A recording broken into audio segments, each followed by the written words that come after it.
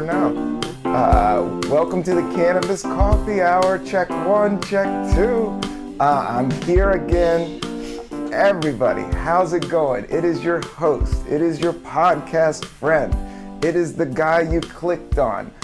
This is the Cannabis Coffee Hour hosted by me, Rob Cantrell. I am so excited about this episode. I love this podcast. I love doing this podcast. I've been doing a lot of, I like to do it solo a lot just to get, a lot of things in my head out and talk things out. It's been very therapeutic to me. I appreciate you guys listening, but today I need to mix it up. We need to get some guests in here. We need to drink some different drinks. I have a little bit of CBD with me that I may have. I have a little bit of herb I may have, but my guest is strictly on the peppermint tea, and I love it. Because I'm all for doing what you got to do at the time when you got to do it. And we could talk all about it, but I want to introduce our guest. Our guest is so amazing. She's a writer, comedian. She's written for several television shows. She's been on television. She wrote for the Jimmy Fallon Show. She also performed on the Jimmy Fallon Show, but she's also wrote on the new Jo Firestone show. Jo is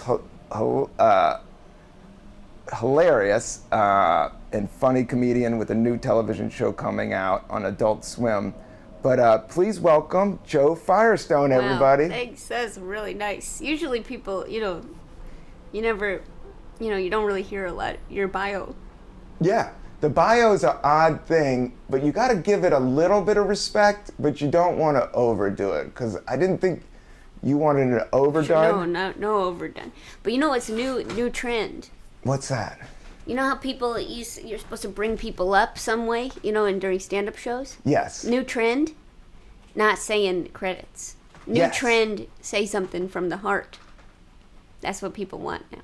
Oh, I love it. I don't mind that. Sometimes I like to, it goes either way. I've been through so many trends with the stand-up. As long as they say the name last. Oh, you don't like it when they say, Rob Cantrell's coming up. Yeah. He's been on. You don't like that. No. You want the punchline to be Rob Cantrell. And then we go. Jo Firestone, bam. Yeah. Because then you're just you're anticipating the shot. You're doing a pump fake to the crowd a little bit. Yeah. Do you care either or about credits? No, I think credits are kind of funny. I don't think people watch stuff. I don't think credits are. What are credits? You know? I 100% get what you're saying, and I've been meditating, and I'm learning so much about the ego, and so much about the spirit, and it's so much about trying to come from your higher self. And credits are an ego bird. It's pretty much.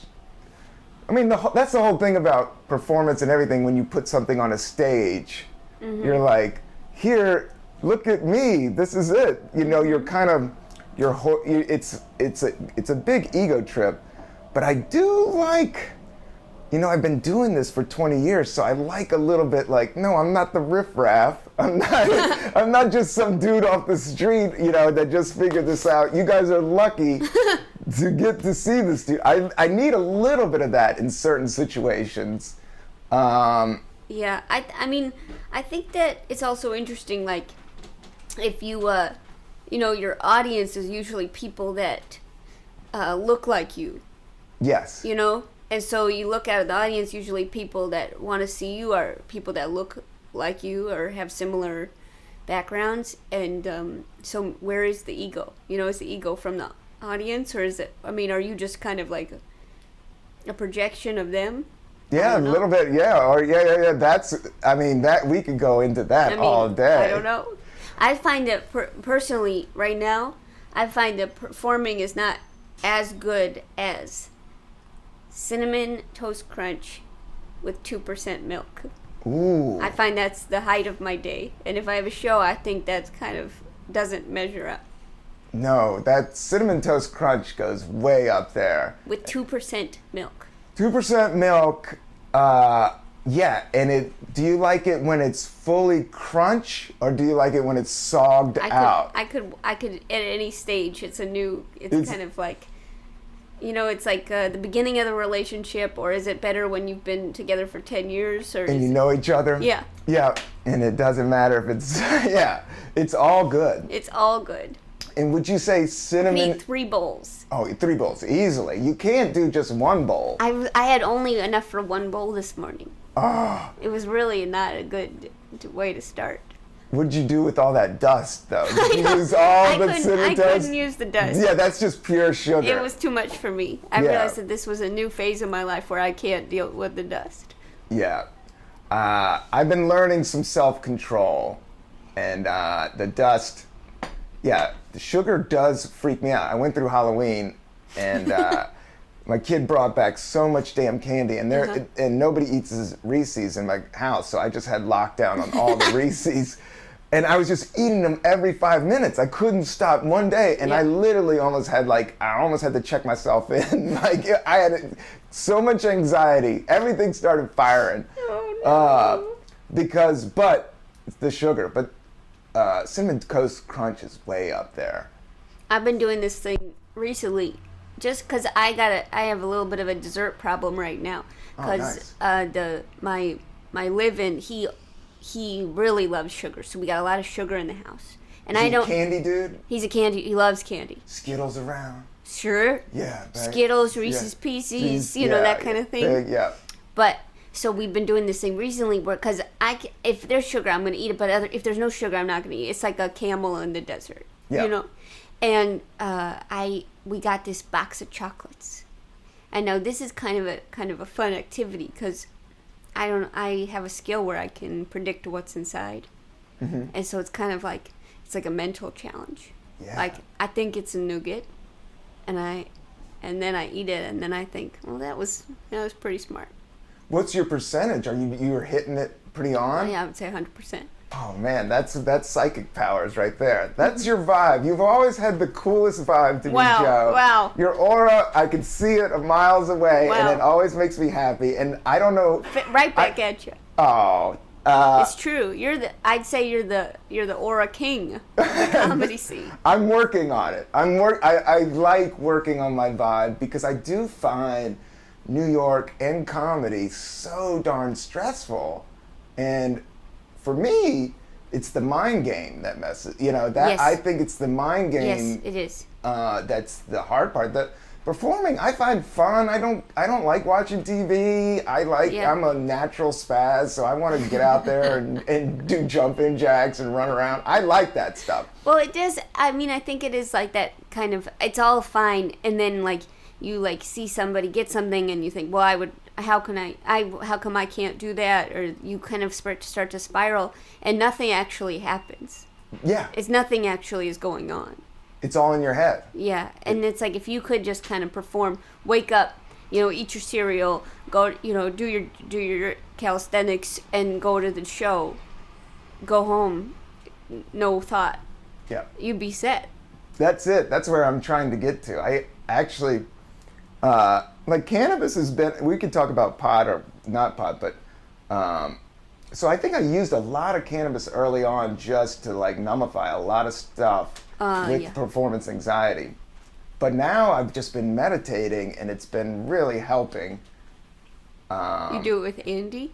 What's that? Andy? What's Andy? Andy from Headspace. Oh, I haven't used Headspace. He's got a really strong accent. Yeah.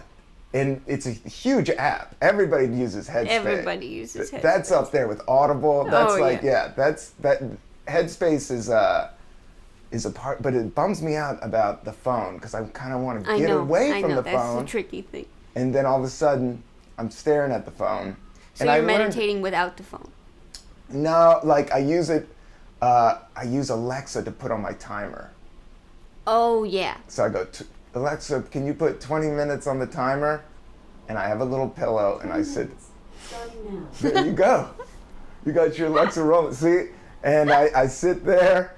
And lately I've been manifesting because I need a big gig. As everybody, we all need big gigs. So I've been manifesting these I've been reading about this it's Wayne Dyer. He's just like one of these new age super namaste dudes. But it's all about, because I do believe programming your brain creates your reality.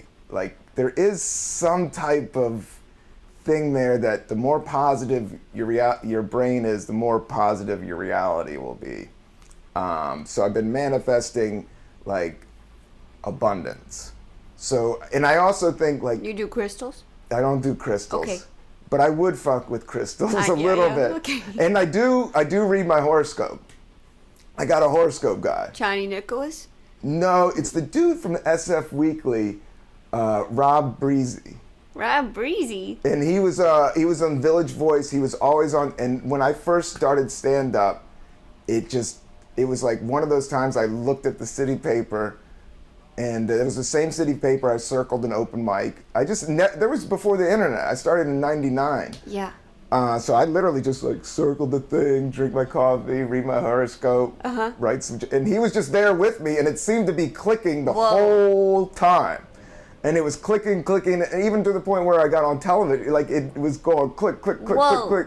It still clicks. I was talking to a lady named Diane Opal for a little bit. Oh, what is Seems she all kind about? of in the same page as Rob Breezy. Is she on the back pages of like the city thing, or was she an audio call? You can call her. Oh, you call her? Yeah, she's in Oregon somewhere.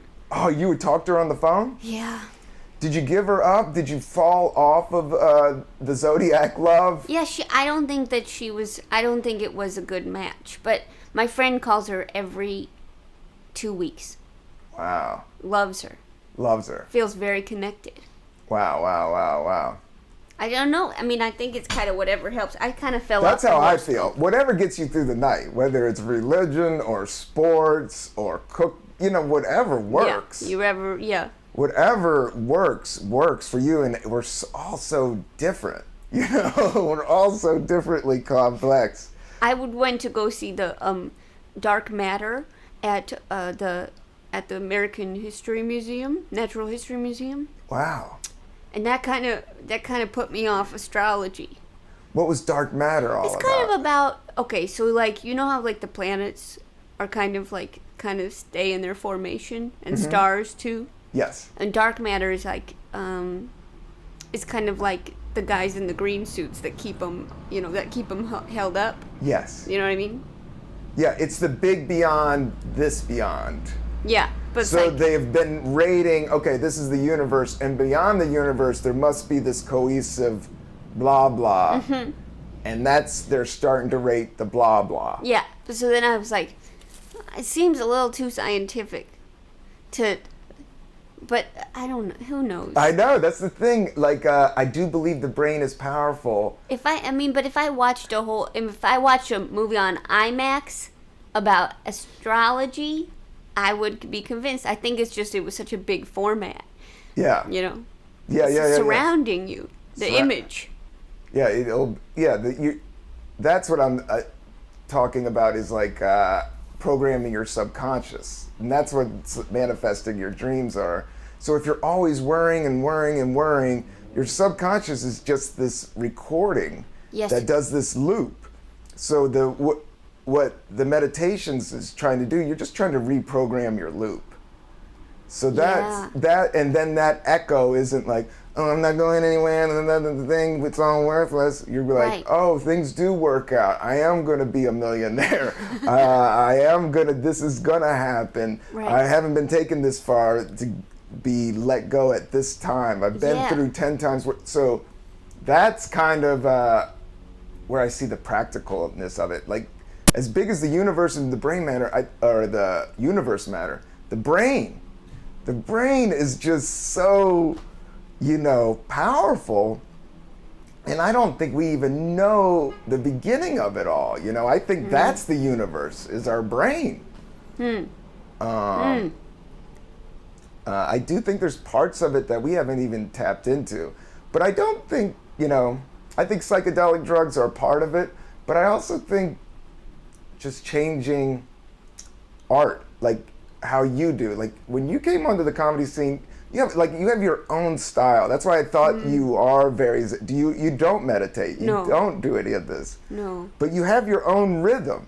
Oh, Yeah, thanks. Well, I think that sometimes you can't do anything else. Yes. You know? Like, I really did try to do normal stand-up. Yeah. And I couldn't. Yes. Couldn't do it. Couldn't write it. Yeah. Couldn't perform it. But sometimes you just kind of have to embrace yourself, you know? Yes. I understand that. And I've had to do that, but I've also danced in both worlds because I needed to make money. And I guess just being a corny white male, I could kind of do that. I could kind of do that shtick, but I'm not the best at it. I'm best at being myself, which is an odd, awkward, funky dude. But I was talking to Hiram on the last thing, and that's what I like about you.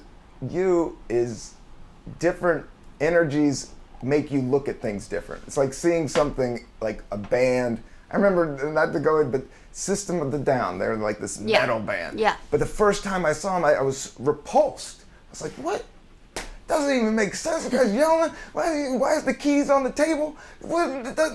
And then it took me, a month later, I'm like, oh my God, this is the best thing.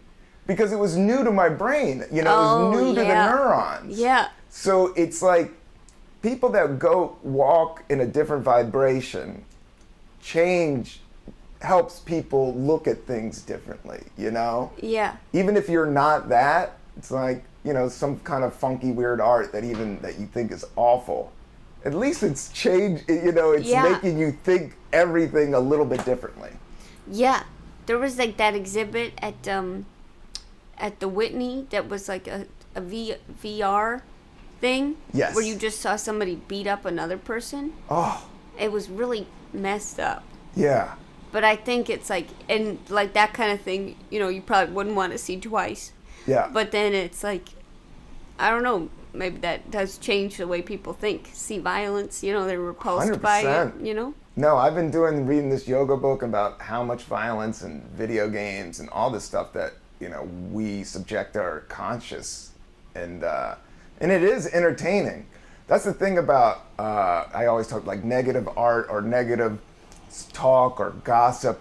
All that stuff travels so fast, and it's so exciting, and it's so damaging. It just has that and it works well with art and comedy, but there is a price to pay for it. Whereas something more positive. But you're right. Sometimes seeing the brutality of it, like what a real fight is, not like some kung fu shit. I think there's a trend. Yeah. A positivity trend. I've been talking to a few comics recently that are on the positivity train. No gossip. Yeah. Only positive thought. Yeah. No, I'm just talking to Courtney Farrington yesterday. He's on this train. He's on this train. He's on this train. We got Christy Cello on this train. Yes. People are really on the choo-choo to Positive Town. Yeah, Positive Town. Because there's no way, I don't know, for my consciousness, there's no way out when I go negative. When I go negative, I just keep going down and, it just goes down. And if you go positive, at least there's a breathing, there's a room to breathe. Mm-hmm. And that's what, meditation has helped me is like, even this dude just canceled 2 spots. It was $50 just right before I got here. And he canceled 2 spots on me out of nowhere. He just like, hey Rob, we're overbooked. He just kind of just dicked me, straight up dicked me. And I didn't react. I was just like, they don't have the money. I just know that they don't have the money. But then my dark side was like already going, fuck you, motherfucker. Yeah. But look at and that would have felt good in that moment, and it would have given him the upper hand to see me angry and to text angry and all this. But then after I meditated, I was like, and I was walking over here, I was like, they just don't have it's been snowing, they don't have the money, they're trying to start this new comedy club or, whatever. Yeah. And the bottom line is they just, so I can't let it go. I have to let it go. You have to let it go. I have to let it go. 100% let it go. And not go into the You want your negative. auto response, one of them to be no worries. Oh, yeah. You want that to pop up. Worrying is so brutal. The worrying is worse than the bullshit. I know. It really is. Because it's also like, you're not going to remember that $50. You're really not going to remember it. I didn't even want to go out tonight. Yeah. No. But then it's like, if you did have that text in your thread of you being like mean or frustrated, it's like then you always see that. See You're like, that. Ugh. Yeah, and that's just an ugly side of me that I don't. The older you get, you just don't want that damage. I think it's toxic. I know, it's really bad. Because then it's like if you're mean to somebody, then they're going to be mean to somebody else. Yes. I got an email that was like a real rough email from someone that didn't know me. And it was like about a booking a show. And like, I think that this person had just been burned before. Yeah. And was like, please don't be late. Please don't do this. Please don't do that. Like, so many. I was like, what is going on? Like, who hurt this person? But somebody was like probably mean to that person before. And it keeps going. Hurt people hurt people. Yeah. Yeah. A lot of it goes there, you know. But, you know, it's easy to be happy. It's like I've been reading about being content. And contentment is like, it's hard in our business because we're always going for the gold. I know. The gold. But do you really want the gold? Do you really want it? No, I want peace. Yeah. I want peace. I want peace in my life, and we live in a capitalist environment. Mm-hmm. And I know what that's going to take, and I know doing a serious office job, I did that. I did it like a hardcore sales job, and I never been more empty and more dark. Yeah. It literally, but at the same time, I was lucky for it. But I look back on it, that was my young 20s. I was like 21 to 25, just trying to move out of mom's house, doing a sales job and cold calls. And I was just a weirdo English major that couldn't figure out what he wanted to do with his life. Right. But then I found stand-up. But then stand-up is a huge rush and awesome, but over the years, it's hard to maintain. And, you know, you get a family and stuff goes down.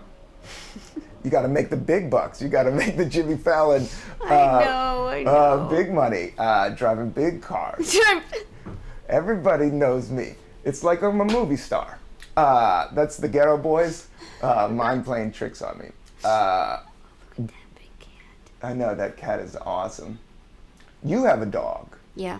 And you love your dog. I've only had it for 2 months, but he's really awful. Yeah. I just took him to St. Louis and he cried both ways on the airplane, and then he bit my dad. It's really bad. Well, it's better than your boyfriend doing that. Oh, wow. He's a vicious dog. Vicious. I don't know what to do about it, but I kind of feel And you're not vicious. completely attached to him now. Yeah. It's really tricky. It's tricky. You may have to let him out into the wild. I don't. I think somebody else did that. I think that was why he was. That's what somebody else was like. This guy's mentally messed up, or They left him on the BQE.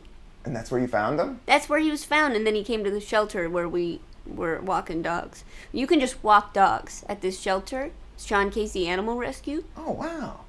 That's a nice activity. That is a nice, and you did that. I was doing that for a while because I was trying to get to know these dogs, see what it would be like to have a dog. Yes. These dogs, they love pissing and shitting so much, and then you can give that to them. Oh, all day long. There's this one dog that was just loved to sniff, and you were bringing him around all these different scents. Oh. It was great. They're great. Like, sniffing to them is like us seeing a movie, like, a 3D movie. So it's like, oh my God, some doo-doo, some pigeon, dead pigeon. Oh my God, this is like seeing Frozen 3D. Yeah, that is wild. And you did that for not money. You did that for experience. Yeah, but that was a good thing to do with your day, for sure. Oh yeah. But I don't. Oh, Joe, you're such a good person. No, I'm so I glad stopped that doing you're on it. this podcast. I stopped doing it once I got the dog. Yeah. Because now I feel like if you're gonna walk a dog, you better walk your own dog. Yeah, that's full on. No, yeah. Pets are full on. Yeah, we want a dog now, but the kid is just so much. How old is your kid? My daughter is, she's 8. Okay. Yeah. But she wants a dog, but it's just so much in New York, like double down. I Not know. until the big gig, that big gig is coming. I know. It is all coming. I know. It is coming. It is coming. You're manifesting it. I'm manifesting. It's coming, because if I go, or another thing that I'll do is like talk down of people that are wealthy, or like, yeah. I do that, that's just this rich, that know. judgment thing. I know. And I think that cuts it all off. Like, there's know. nothing wrong with winning. I know. there's nothing wrong with winning and providing for your family and doing all that. I know, but it does seem so nice, you know? It does seem so nice, but there's a weird price. Well, I was talking to somebody yesterday, and she was saying how, like, comedians they just kind of wait for people to present them with opportunities.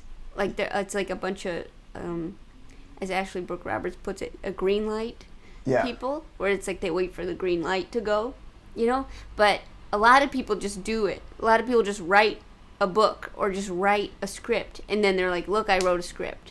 And then they sell it. Yeah. But a lot of comedians are like, well, who wants me to write a script? Who wants me to do this? I know. I do a little bit of both, and I do think that comes from stand-up is so hard, and it takes so long to get there. And it doesn't even get easier. It doesn't get easier. No, it gets harder. I just did this showcase, and I've been doing this for 10 years, and I bombed so bad. Yes. And I was like, it was 4 to 5 minutes. Yeah. And I bombed so bad, and I spiraled so hard afterwards. I was like, I am the worst person. I'm so bad at comedy. I'm so bad at this. I've been doing it for 10 years. I know. Almost every night. I know. And still, 5 minutes of my life could send me spiraling. I know. So stupid. It's so hard. It's so tedious, and it's a slippery slope, and that's what's kind of, I always see it as like, you know, in the Raiders of the Lost Ark, the original one, when he tries to get, but he has the bag of sand, so you want to replace the bag of sand and put that thing there.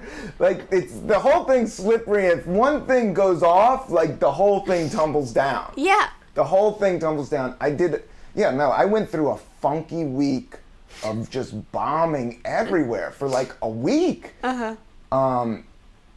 But then, and I was running hot. I was like, oh, something's gonna click. Somebody's gonna see that. That can't be denied. I'm killing everywhere. Nobody's talking about boba tea. I'm talking about boba tea. Something's gotta go. And then for a week straight, I bombed. And then I did a 5-minute guest set for no money, and I lit it up. I lit it up. People were yelling my name. Bring them back, and I got no money for that, and I literally felt like $1 gazillion. Yeah. But that's all in my head. Like, I don't know if that's a good feeling. Like, because I walked off, I was like, oh, I run stand-up. No, I think that the goal is to not be affected. Like, not have your sense of self-worth dependent on how one group of people receives you. Yes. That's the ultimate goal, right? Yes. But I don't know if that's achievable based on our chosen profession. I know. Chosen, because it comes down to just that show.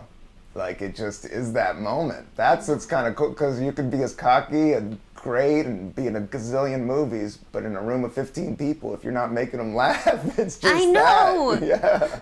And nothing else counts. Nothing else counts, and you're bombing, and that's just the gig. I know. I really should get, you know what I think maybe would help me? Is if I get some watermelon Bubblicious. I got to get it in bulk. Yeah. Okay? And then I can have it. See, I think that maybe I'm gonna pop in a cube after shows. Yeah. Give myself a little, you know. And what is watermelon Bubblicious? What is that? What So kind of good. emotions? It fills you. It fills fills you you up? with flavor. Does it bring you back to childhood? Are you popping bubbles? Popping bubbles, feeling the best. You know, Yeah, that's a good mood. That's booster. a good movement. Yeah. And I think I used weed that way. Well, remember when you manifest weed? Yeah. That show. When was this? You go. Oh yeah, that's true. You're like, I don't have any money for weed. I really would like some weed. And then this guy came up to you and was like, do you want some weed? Do you remember that? I do remember that. Psycho. Yeah. And it does happen. The only thing is, the manifesting is, I remember my wife that I'm married to, like, I remember daydreaming about, there's 20 minutes. Whoa. Like, she was so unattainable and so, like, not in my group of friends and not anything, and I used to be like, Oh, if only. And now I'm married and have a kid to her. How did you find her? In college. And you just loved her? I always, from the beginning, there was something there. Whoa. But she did date a friend of mine, but they broke up like a few years after, and then we started dating. Whoa. And then we dated in our young 20s, and then we broke up, but it wasn't like a mean, I just always had a cool vibe with her.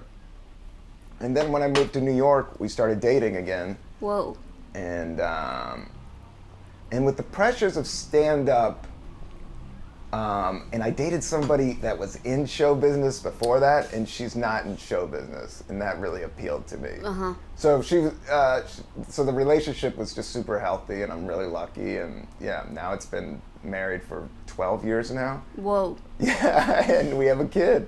Whoa. So, but I remember, like, even comedy, like, I remember drawing pictures of when I was traveling, even before I did stand-up, how much I loved Tracy Morgan. I thought he was the best, I thought he was the best comic. And he did this sketch called Black Lightning where he's a black superhero. And I remember doing these drawings like with Black Lightning and a couple other like goofy characters. And now I'm opening for, like, I don't know. Whoa. Like things, but it took 20 years. Yeah. And it took 10 years to marry my wife. Like the universe moves slow. Yeah. Or we have zero patience because of technology and instant gratification. Yeah. But what was your wildest dreams? I don't really have dreams, but I respect people that do have them. So what led you into performance? Well, I do think that, I was like really, like a real sad person when I was in my teens. Yeah. And like early 20s, and I think I was just depressed for maybe 6 or 7 years. And that's, that happens to people, especially, I mean, with the hormones, what are you going to do? Yeah, what are you going to do? And so and then I would watch comedy, and movies would really make me feel good. I just loved watching things that were funny, and it would really make me feel so much better. And then I realized, like I'd always liked doing theater and stuff, and I realized that, like, maybe I could try it. I never really even understood that there was like a career path with it, but I just kind of started doing it, and then it like worked. Yeah. And then I was like, well, I guess I'll do, I'll just kind of keep following it. But it's never been like, I will have an HBO special by the time I am 54, But it is kind of like, I've never really kind of had a game plan, which maybe is a bad thing. No. Yeah, I think I'm a little bit of a hybrid of it all, but no, I think it's a good thing. It's a natural progression in finding yourself, Yeah. I think a lot of life is, and a lot of meditation is like, I try to picture my higher self. I know when I'm at my best, I'm a really good person. I can knock shit out. I can direct a movie. I can star in a movie. I can do all that. But when I'm my lower self, I can barely get out the door, So you're trying to get to your higher self. You're trying to find yourself. I know, but then it's like, it's so much easier to be your higher self when things are going well. Yes. And that's why I keep trying to remind myself, like, when things are going badly, to still be good. Yes.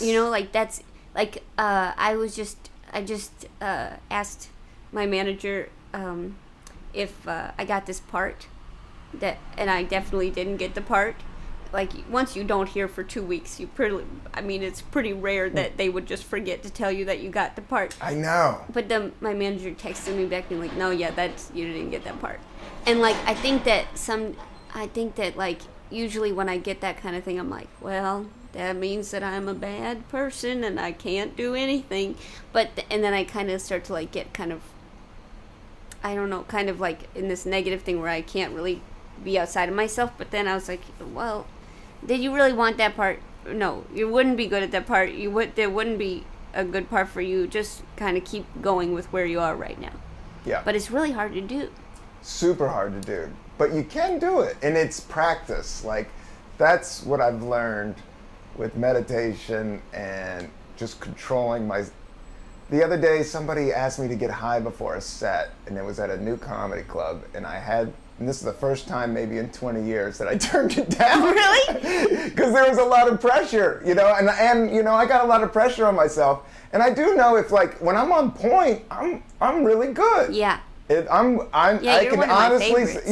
I could do the gig if I'm 100% on point. If I'm sloppy, it could go anywhere. It could be great or it could be awful. Right. But I get with your situation, yeah, that's 100% true with auditioning. Like any of those type of things, they'll tell you right away if you got it. Like you usually know them. Like even you'll get a phone call like as soon as you step out of the room. Like it's a wrap. I know. But you want to ask, and I did the same thing. You should never ask. Never ask. Just keep going about your business. That's the rule. Never ask for anything.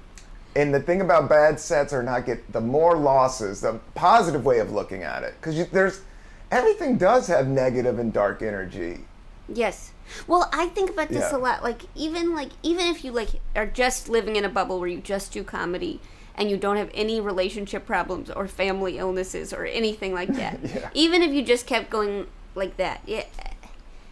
Like nobody exists like that. And it's like you have like your family members are sick or your friends are struggling or you're struggling, and I find that the only way I can kind of keep it going is if I just kind of pretend I'm like this, like a little turtle, and I just keep eating, the lettuce on the way, and like you just kind of keep trying to go forward as best you can, because it's like the day keeps going and the months keep going, and these things are hard. They are. But it's like you just have to keep eating the lettuce. Mm-hmm. As long as there's lettuce. Like there's nothing big. There's no cake.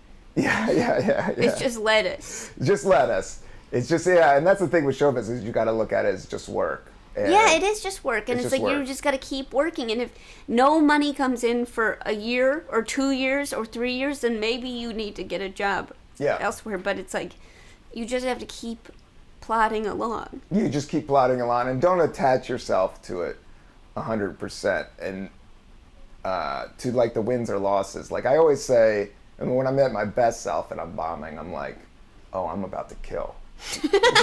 I'm something big is about to happen. Because I've seen, my life is just like everybody's, like one day, one moment can change everything. And that's one thing I've learned is like negative and bad. And positives. So it's like, if I'm bombing, I just know eventually something good is coming. Good is always coming. It's always there. Yeah. It's gonna come. You just gotta wait it out. Well, I've actually never seen you bomb a full set. Oh. I think that kind of speaks to what you're saying. Because like, even if the audience is like, what? Like, you turn it around every time. I don't think I've ever seen you bomb a full set. You've never. Have you ever? Oh yeah, I've bombed for years. Gone through the whole set? Yeah, I could say I definitely have gone down in flames. But the times you're right, what I have learned is I used to lash out if I was bombing. And that was a lesson I had to learn. Oh, it's still such there. An ugly feeling. It's such an ugly feeling, and it feels good in the moment. Like, you dumb motherfucker, you don't know what good comedy is. Just giving them the riot act, which I have to the 8th. The Stress Factory won't ever book me again. I burned that place down like 3 years. Vinny, the guy who runs it, doesn't talk to me, doesn't look at me.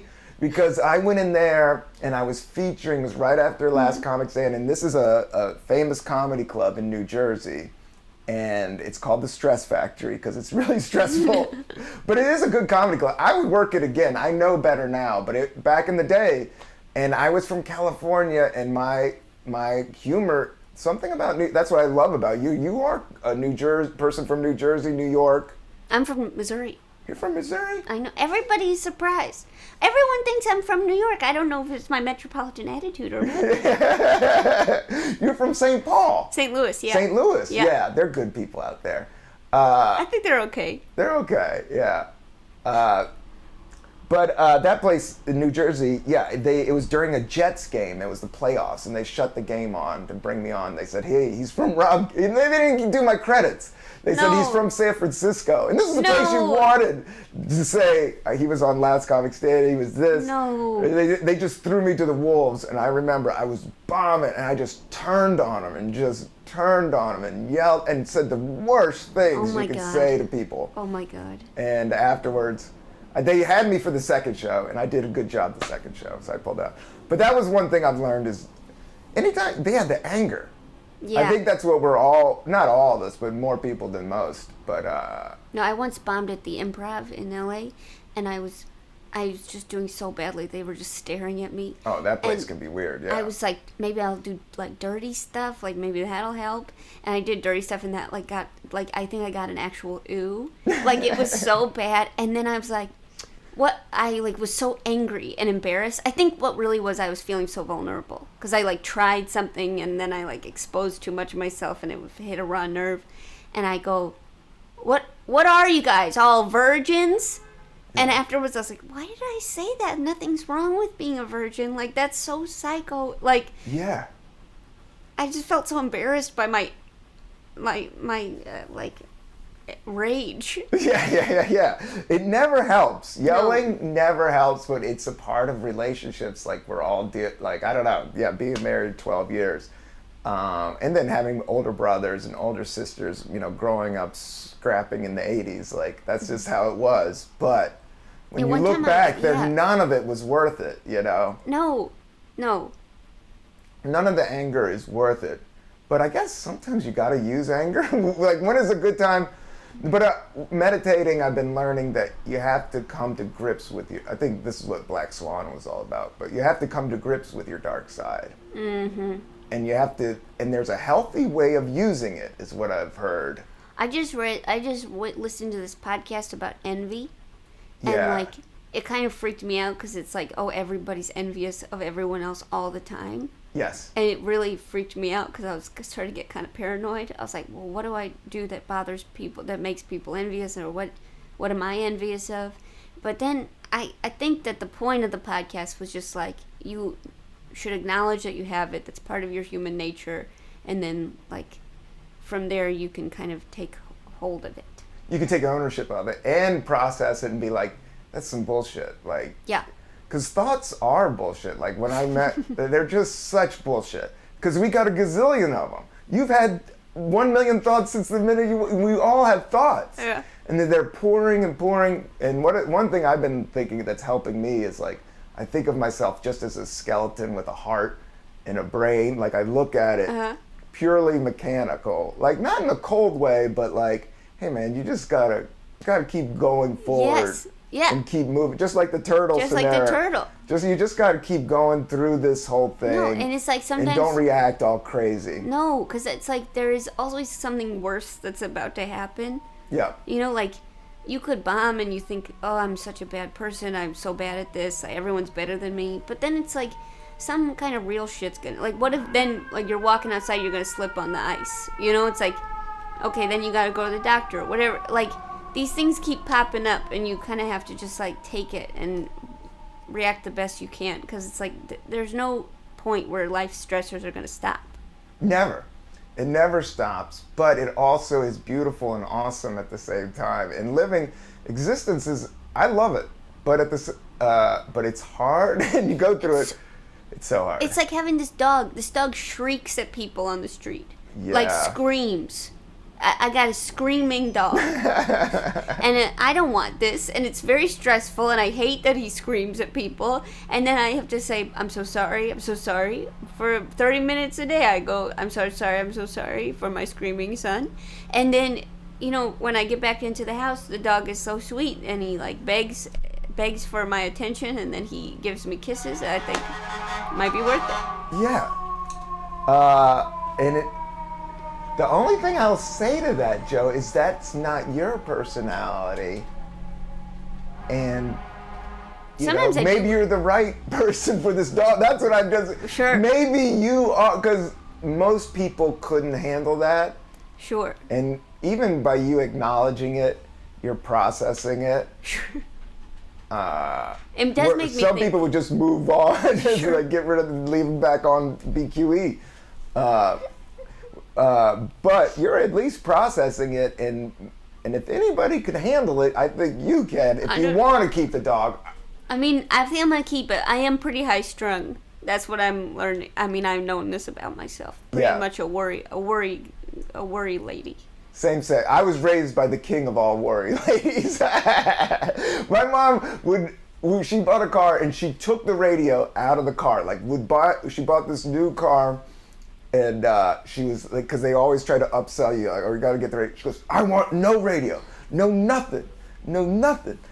And because it was just too many, like her mind races, my mom's mind races, and I had to battle that with my meditation. But a lot of that is my creativity as well. But she would literally just sit there driving, going over things like in her head while driving, just worrying. Yeah. And she's the and I think I'm the same way. And we seem like the chillest people on the planet. You seem like a chill person. I definitely don't seem like a chill person. No, you seem like the chill. No, to me, I see cinnamon toast crunch. I see like rainbows. When I see you and Aparna, like, there's something about you guys that make me so happy. You're both so cute and so cool and so funny and so original. And you're in this weird, super masculine, go fuck yourself environment, and you're rising above and winning. Like, and it's to me, it's completely inspiring and awesome. Wow, I never thought about it like that. It's very nice. It does. I mean, I find that, you know, you're one of those people that I feel like I don't know if you'll ever truly be able to properly assess people, because your energy is so positive and good that you actually change people. Aww. You know what I mean? That I feel like you're not getting an accurate representation, because you come in a room, people are like, hey, you want some pizza? You know, people get excited. They think, let's order a pizza. Rob's here. You know, and I think if you weren't here, people would say, let's go home. Let's burn our toes. You know, that kind of thing. Yeah, I don't know. Maybe, like, you were maybe built for that dog. Maybe I was put on. My goal was in the family to bring joy. That's you. That's what you do. Aww. That's your job. That is the job. It's a blessing and a curse. That is your job. I think because I gotta make money out of it. No, it is true though. Because, you know, did you read that Kurt Vonnegut book, Bluebeard? I've read some Kurt Vonnegut. What's his number one book? Breakfast of Champions. Yeah. That one I've read. Or the other one, Slaughterhouse 5. Slaughterhouse 5 I've read part of. But what's this one that you refer? It's about this art. It's like but the art scene with like Jackson Pollock and stuff. But basically he has this idea that like back when we were all in like hunter-gatherer kind of thing. Caveman style. Like we all had these groups that we traveled with, and there was like one person in the group everyone had a job, a very specific job, and no one had the same job, and that's how it worked. But now that we all kind of live wherever we want, it's like there's like 80,000 comedians in one town, and then like 2 firefighters, and like it's like all the proportions are all messed up. But like I do think about that even with a comedy show, like with like a comedy show of 6 people. Everyone does seem to have a different job to do. Yes. You know, like your job is very different from my job, which is very different from like Nikki Glazer's job. Yeah. And everybody has a different, it's nuanced, but. It's super nuanced, but you're 100% right. And that's what I do find about life so fascinating, is that we all are all the same. Like when I think about it, it's like, how many times have they been making people? Like. Right. Well, you ever read Anna Karenina? No. Okay, so it's like this novel, and I'm like a 10th of the way through. It's very long. I don't know how it ends. Mm-hmm. But right now, it's like they're talking about like how like this guy's like pumping himself up he was trying to like ask this woman to marry him, and he's like, oh, I'm such a bad person. I'm so bad. I'm so ugly. And it's like this guy's thinking about this in Russia 100 years ago. Yes, the same type of stress. Some painter, some clown, it's just always been there. You ever read Bunny, that Alan Zweibel book about Gilda Radner? Oh, I love Gilda Radner. Oh, you'd love this book. It's a really special book. It's about Alan, their conversations. He was a Saturday Night Live writer, right? But they have the same anxieties that all of us do. They're like, well, we're never going to make it. Like, what do we do? Like, everyone else is doing this. I'm not doing this. Like, nobody loves me. I'm never going to find love. Like, all this stuff is just the same conversations over and over again. Over and over again but I do think, like you said, the positive train is coming.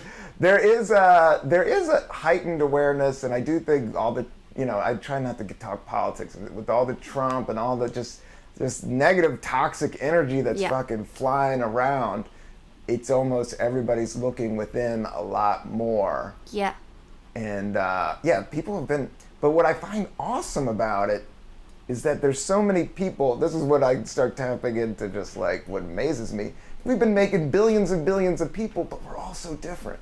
Mm-hmm. Like, and we're all so the same. We all have two arms. We all breathe. We all this, but it's so nuanced. I know. So nuanced. From, I think I know what my brother thinks, and I have a better chance than most people. Yeah. But I don't really I know how nuanced he is. He's processing. And that's where I think envy is not good. It's because we're all doing different trips. Yeah. So everybody's you can't judge. Yeah. I can't judge what somebody else's trip is on. No, and everyone feels like they're bad and they're doing bad. I'm pretty sure. Even the confident people I know, like really confident, they're not. There's holes. Oh yeah.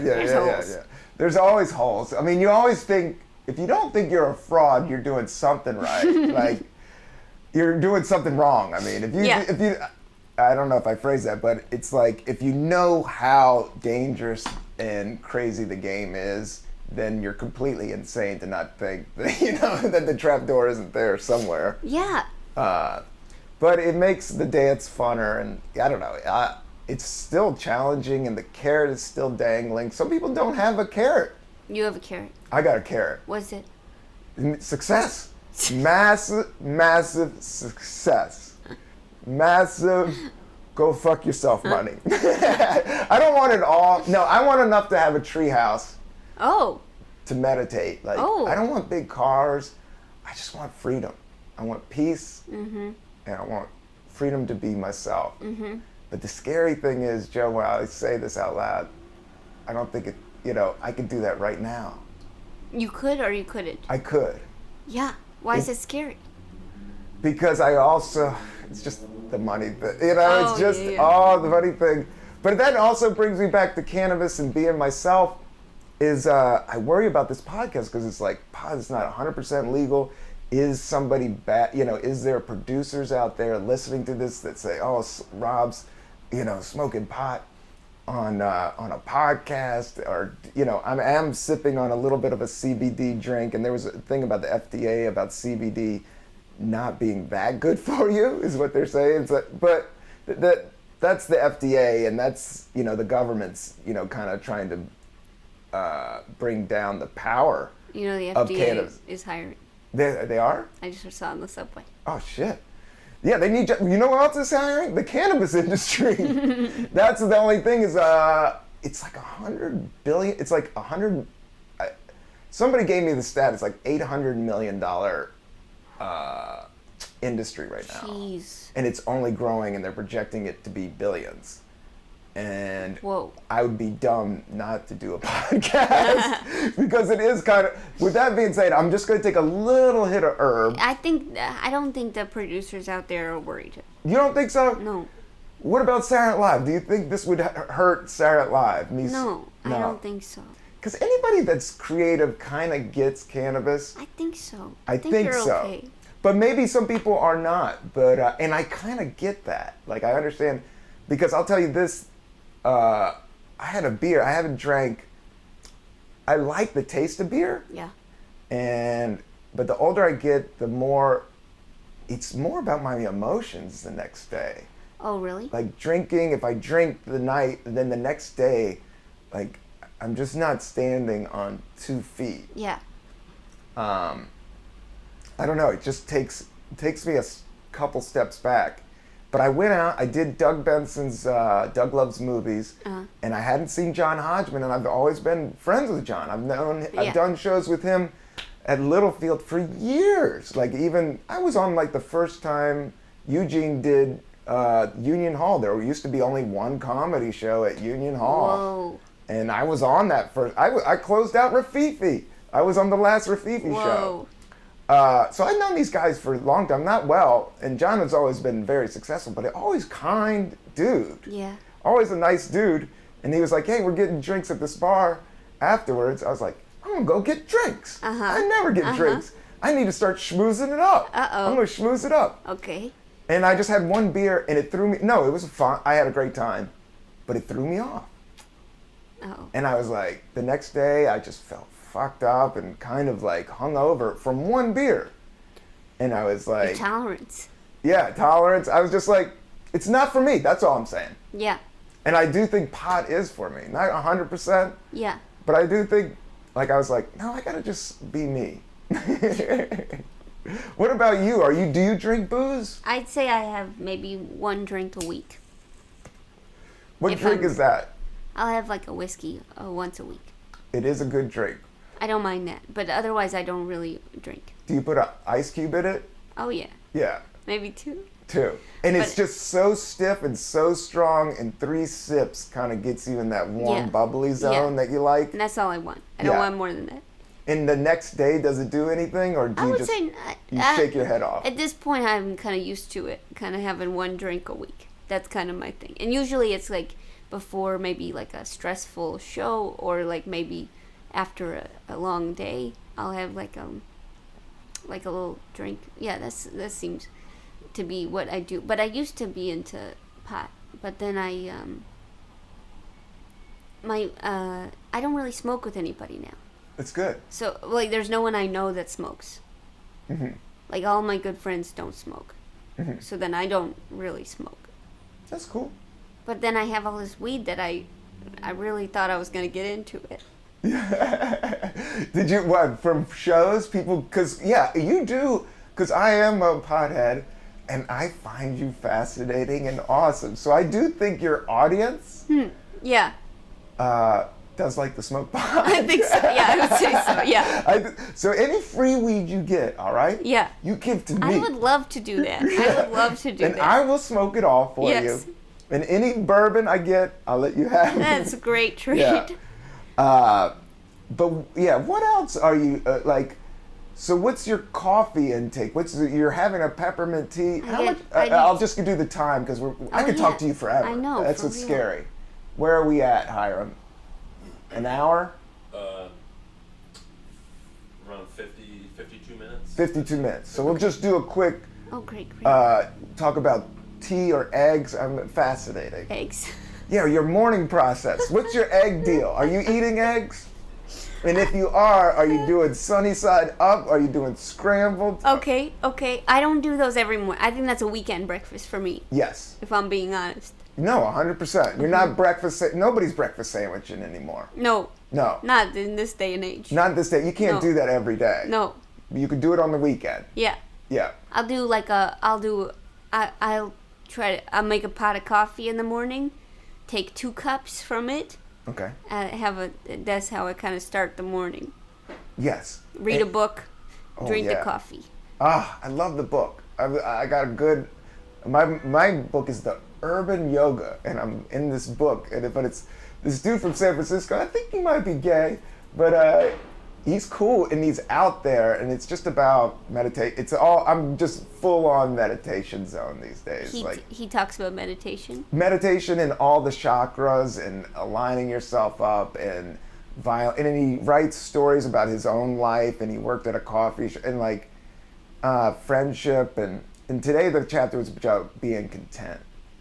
And it's all these muscles that you work on, and everything's a practice, and everything's a ritual.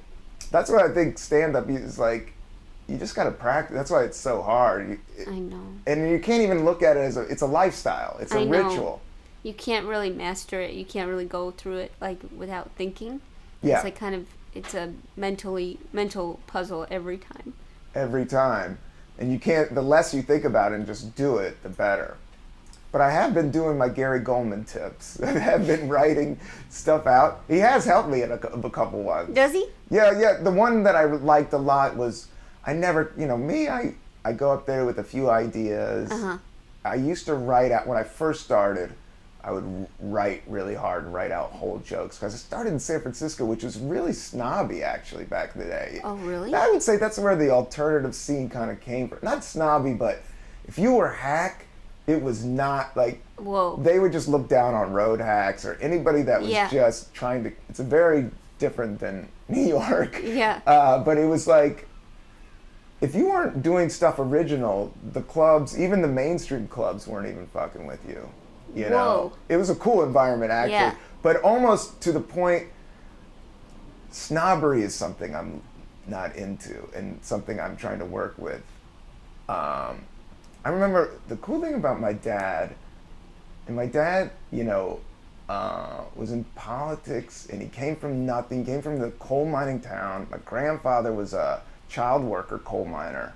My dad went to Washington, went really high up, but was a smooth, nice guy. I didn't know him that much, but I remember going to the corner store with him, and this was before crack hit, so it would just be old school winos. And he would talk to him just so normal. Like literally like talk to him as like human beings. Yeah. Like, what's up, Rob? Hey, they were just, and he wouldn't say, oh, you gotta get your life together, here's some money. He would just share, like, I don't know, it was a basic humanity. Yeah. And that's what, I don't know how I got on this, but I was thinking maybe I was leaning towards what I thought about. It was about Democrats. What I think what happened with some of the policy is just that it's almost with being yoga or being too spiritual or being too religious. You're almost setting yourself up to be like, I'm special, and you're not. Right. Right. You want it to be democratic in a way. Yeah, I just wanted to be human. Yes. I do find that in New York, you can kind of go through and not speak to anybody, but see quite a few people. Yes. And it does kind of make you feel like you're alone. And feel like maybe you're better than people, or everyone else is like crowds, and you're the only one that's trying to get through to go to your job. Yes. And I don't think it's healthy. It's not healthy, and it's weird, but also this place makes you have to get smarter and you have to figure things out, but you're 100%, I'm trying not to say 100%, but you are correct that is one of the mental things that you go through is that you turn down so many homeless people and you learn not to give. I had to teach myself not to give, and I think that fucks with my karma. I still give. You still good. That's why your career's blazing. There's something in me when I got here, I was so freaked out that I stopped giving. I used to give.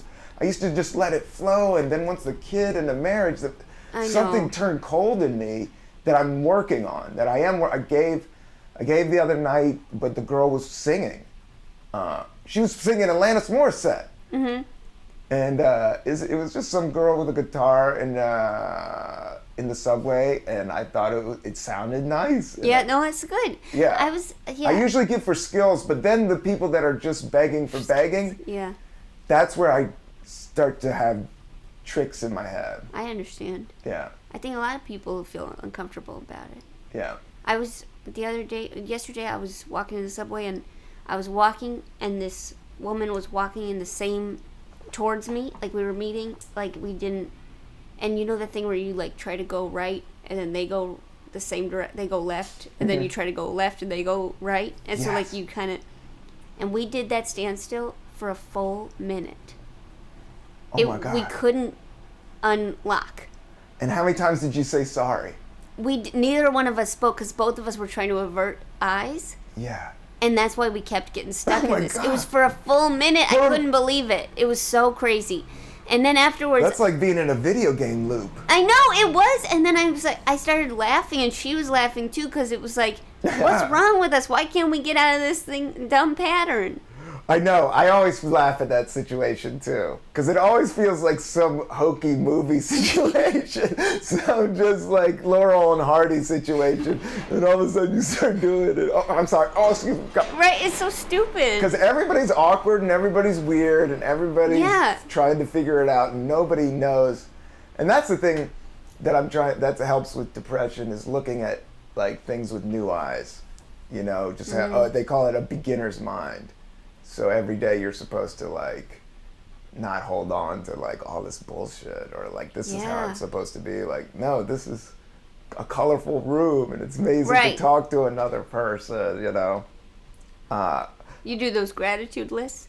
Yeah, I read a whole book about positivity. It was about like going through your day and trying to pinpoint. And she even had it down to a number, like 5 positive points. You need your ratio to be, you're at 3 is like kind of normal. If you want success, if you can get it up to 5. And being positive or like a moment where, it's like a moment of zen. Like if you were drinking a cup of tea and you're like, oh, I just love this tea. Like your book, like, you know, just, oh, I love just sitting here in this book and I don't have to do shit. Like this is the best. Yeah, I think it's hard to turn off your brain, but maybe that's what meditation helps with. And you're supposed to have 5 of those a day. Whoa. Yeah, and you're supposed to try to get your ratio up. Some days you have none. Some days you're just like fighting with your spouse, you know, or weird shit and job shit and all types of shit. And then you just have one day of like 0. There's this positivity dog trainer who recommends you try to find 50 reasons to give a treat a day. Yes. You set aside 50 treats, and every time your dog's doing something good, you're supposed to give it a treat. You're supposed to get rid of 50 a day. That's awesome. I think treats are important. Think about if you had 50 pieces of watermelon Bubblicious, popping it every time you felt good. So every time you felt good. You might train yourself, you know, Pavlov style, to really appreciate the good stuff. Yeah, you got to get hooked up on the Bubble. We got to get you a couple cases of those. Because when you said that, I would be psyched with a real piece of watermelon. Or like a fresh piece of watermelon cut just right. Is there anything better than that shit, man? But sometimes the seeds is good. Sometimes spitting watermelon seeds is so much fun. Have you ever spit watermelon seeds? Oh, you can spit them like 5 feet. I even like when the rind gets white. Down at the white part, it's just all water. Watermelon is all water. You're like eating flavored water. But watermelon Bubblicious. Now, Bubblicious has the best font in the world. Yeah. Their logo font beats every all hip hop graffiti comes from the Bubblicious font. That curve. Do you love bubble letters? Yeah, I love bubble letters. Oh, I love bubble letters. Love a good bubble letter. It's all about that curve. But Bubblicious. I think you should work on changing that to be your autograph. It's Rob Cantrell in all bubble letters. That's the move. I like that, Jo Firestone. I love that. I think that could be really good. Because writing an autograph, because I'm always like, I gotta think of something funny. And then sometimes I it's think not you really funny. just kind of stick with the bubble letters. Yeah, just hit them with the Rob bubble letters. RB. RC. Just a big RC or just a big ROB bubble. And I can do it because I can draw good bubble letters. I'm good with the good bubbles. Out of all, my 3D is all right. Yeah. Do you draw? No. Never draw like a funky bird? Never draw a funky bird. Paint? I wish I could, but I don't. I can't. I don't have the patience. That's cool. I prefer, if you were asking me what I would want to do for 3 hours, I would probably say I would want to do a 500 to 750 piece puzzle. Yeah. I love puzzles. You do? Yeah. Puzzles are great. You ever do a wooden puzzle? All wooden? I think I have. Yeah. Yeah, my daughter and I have done a lot of puzzles. Yeah. It's a great activity. But all wooden, how many pieces? Like the normal, like 100, 2,000, all wooden? Oh, that's next level. It's gorgeous. You do that? No, but it's gorgeous. That's gorgeous. That would be like seeing a beautiful painting. Have you seen The Irishman? No. It's like a beautiful painting. Really? It's 6 hours long, but it's very violent. 6 hours? It's 6 hours. 3 hours. I watched it in 3 nights. It felt like 6 hours. I think all movies should be 90 minutes. Me too! And I don't think any comedian should go over 45 minutes. Me too! Like, we just don't have that much time. I agree. We don't have that much time. I completely agree. So yeah, I watched The Irishman in 3 nights. But it was really good. It was a beautiful movie. Yeah, it was a beautiful, but it was good art. That's what, it was like filmmaking, like you said, with puzzles and the wooden, like that's an elevated. Mm. You know that term? Yeah. An elevated. Oh, yes. That is elevated puzzle, because it being painted on wood, and if it had a good gloss. Oh, my God. Oh, my God. Mighty. Yeah. You should make those. Do you make those? No. Have you written a book? No, have you written a book? I want to read. I want to write a book, I'd and read that's that what. Yeah, that's what. Yeah. Doogie Horner. Do you know him? He's written a bunch of books. Whoa. He has done illustrated books. And, yeah, I want to write a book, but that's a lot of work too. You should write a book. You should write a book. You read them. I You read just 'em. laid. You just. I could probably talk to. Do you have a book podcast? No. You should have it. You and a partner should have a book podcast and just talk about books. You think so? I think you guys, would have fun. Do you like talking about books? Do you like books? Yeah, I like reading them. I don't really know how to understand them, but I like reading them quite a bit. Because, my brother-in-law is like that. And so is my sister and my mom. My brother does read. I read, but we're more like, once a month, that type of thing. But is it like candy to you? Oh, yeah. Yeah, that's like your most ideal, almost heaven or best job, if you can make money, just not writing. Yeah. Just having a couch with sun and maybe a cat or a dog and just Yes. reading It all sounds just being amazing. stacked. Amazing. That's your favorite. Yeah. Yes. I love reading people's scripts and giving Scripts are fun to read. feedback. Yeah. Like punching it up and being like, I think this is what you're going for. I think that would be an ideal job. That's what I want. That's a good job. Like, I love figuring out what people are good at and helping them get good at it. That's a real plus for me. A+ job. Oh, you got that. I don't know if that's a job, but I think that would be something I would like to do. Oh yeah, that's a job. I love for sure. hearing people seeing, that's what they like to do. This is it. And especially if it's kind of good. Oh, it's so great if it's kind of. It doesn't have to be awesome. No, but it can be getting there. Getting there, and you're like, oh, homie, if you just did a couple things, this could be a banger, my man. Yeah. Yeah, no, I love that. Yeah, I think you're perfect for that. I don't know. You've always been so supportive of me in the most competitive. This thing is I think so you're number one. Thank you for coming. Thanks for having me. This really was a bright, sunny spot of the day. Yeah, I feel the same way, and I know you're busy, so I appreciate the time. Thanks for coming to the Cannabis Coffee Hour. Do you want to plug anything? You know what I did want to plug? I was just on this website and I saw this placenta cream, and it's like, I think it's an animal placenta that you put on your face for youth, and I just wanted to know if anybody tried it. Could they reach out and tell me how it is? Because it seems pretty gross, but it seems like people like it online. Yeah, that seems pretty gross, and it is fascinating. We could go on a whole nother hour about this, because the placenta is pretty powerful.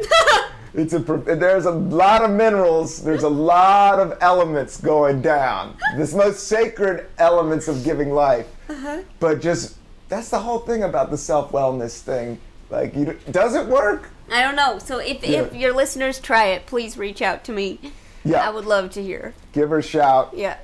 Let her know what it's all about. Thank you. That's awesome. All right, thank you for listening to the Cannabis Coffee Hour. Please like and subscribe. And I have shows coming up in Michigan. So check that out on my website, robcantrell.com. I want to say thank you to Hiram, the audio engineer. And we appreciate peace and love.